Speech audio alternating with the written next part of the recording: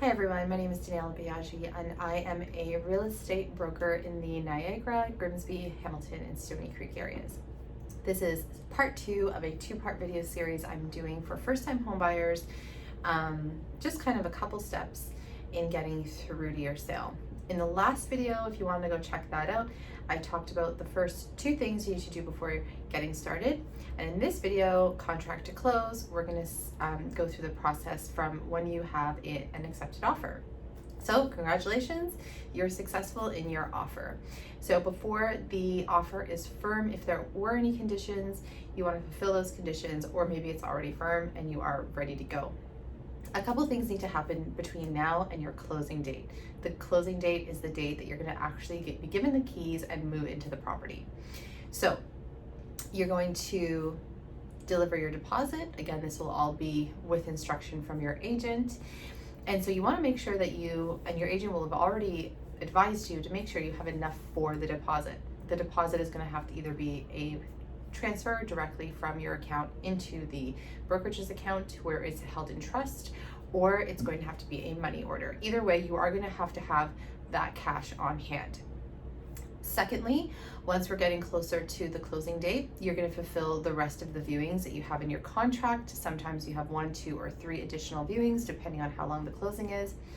And then after that, you're going to reach out to a lawyer. Now, if you are a first-time home buyer, you most likely don't have a lawyer because you probably haven't had to have a lot of transactions as far as, that type of thing, or maybe you do, or maybe you have a family lawyer.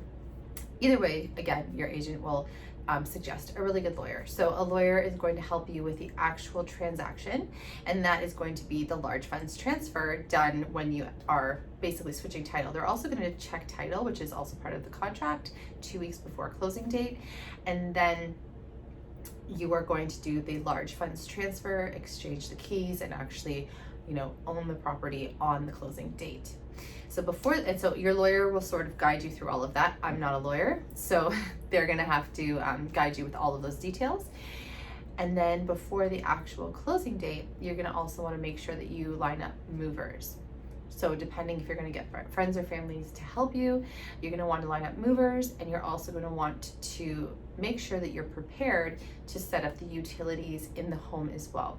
So just be aware of who the utilities are hooked up with, and then you can go ahead and contact those companies when the time is right. Additionally, you want to definitely do a thorough check prior to closing with your agent. So one of your final walkthroughs usually be the day before or the day of closing, and you're going to do a final check. So you want to make sure everything's in good working order. Turn on lights, turn on appliances, turn on taps, make sure there are no leaks, no material defects or anything along those lines, and then set up your movers, and that's pretty much it. Everything should be lined up for the closing date. So if you have any other questions, I'm always happy to help, and hopefully these videos helped you out, but you can always message me here on my website, or you can find me on social media as well, and the handles are on the website.